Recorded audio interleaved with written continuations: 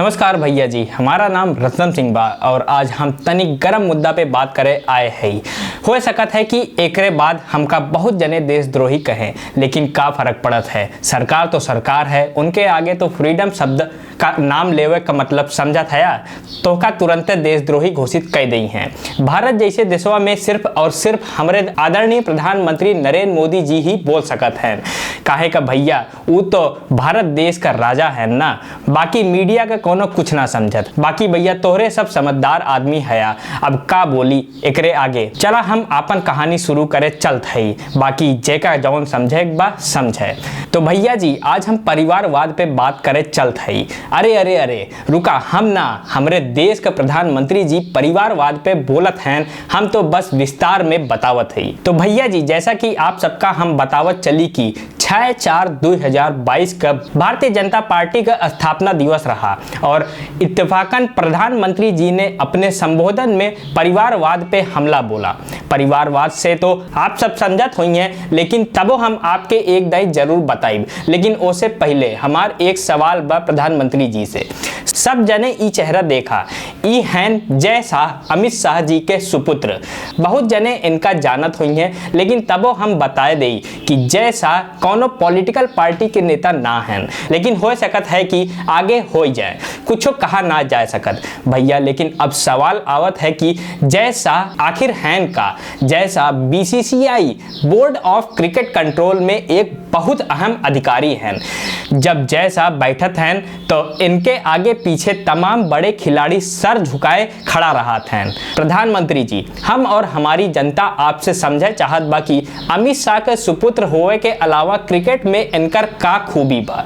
मोदी जी आपके परिवारवाद पर हमला बोलना और अमित शाह के सुपुत्र को बीसीसीआई में इतनी बड़ी गद्दी देवे के कोनो खास वजह तो हमरे समझ से बाहर बा। हो सकत है भैया हमारी गलत हुई, जय शाह के अंदर कोनो काबिलियत हो तबे तो उनका बीसीसीआई के गद्दी मिली बा।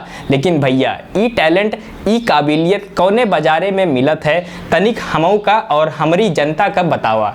जौन जनता दर दर नौकरी बदे भटकत बा, हो सकत हो उन्हों सबकर कल्याण हो जाए। तो मित्रों हम बतावे चाहत है कि भारतीय जनता पार्टी के स्थापना दिवस वाले दिन प्रधानमंत्री जी ने कौने तरीके से परिवारवाद पे हमला बोला। देखा सब जने का बोलन प्रधानमंत्री जी। देश के युवा अब से समझने लगे हैं कि किस तरह परिवारवाद लोकतंत्र की सबसे बड़ी दुश्मन है। लोकतंत्र के साथ खिलवाड़ करने वाली ये पार्टियां संविधान और संवैधानिक व्यवस्थाओं को भी कुछ नहीं समझती। ऐसी पार्टियों से आज भी हमारे कार्यकर्ता अन्याय, अत्याचार और हिंसा के खिलाफ लोकतांत्रिक मूल्यों के साथ लड़ रहे हैं। मोदी जी हमरा आपसे एक सवाल और है, लेकिन उससे पहले हम ई लाइन फिर से पढ़े चाहत है। लोकतंत्र के साथ खिलवाड़ करने वाली ये पार्टी संविधान और संवैधानिक व्यवस्थाओं को भी कुछ नहीं समझती।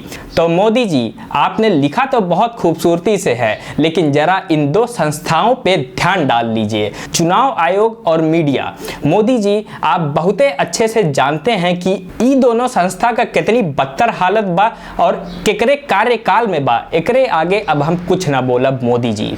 तो दोस्तों अब मैं इसके आगे आपसे अपने तरीके से बात करूंगा, क्योंकि अब बातें गंभीर और तीखी हो चली हैं, क्योंकि आप सभी इसी देश की जनता हैं और ये देश सिर्फ और सिर्फ आपकी वजह से चल रहा है। और आज मैंने जो भी कुछ बोला है किसी के हित के लिए नहीं बोला है, या किसी ने मुझे पैसे नहीं दिए हैं ये सब बोलने के लिए।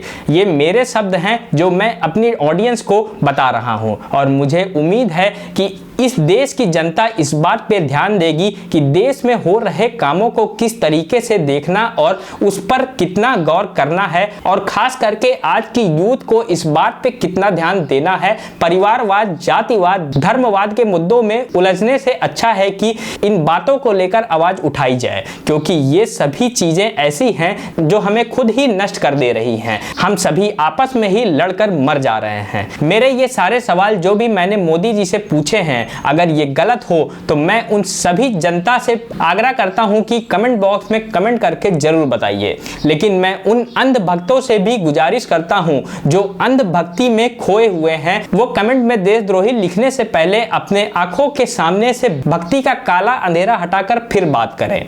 आज के लिए इस वीडियो में इतना ही। अगर आपको ये वीडियो पसंद आई हो तो वीडियो को लाइक करें और चैनल को सब्सक्राइब करना ना भूलें। मिलते हैं आपसे किसी नए वीडियो में किसी नए टॉपिक के साथ। तब तक के लिए जय हिंद, जय भारत।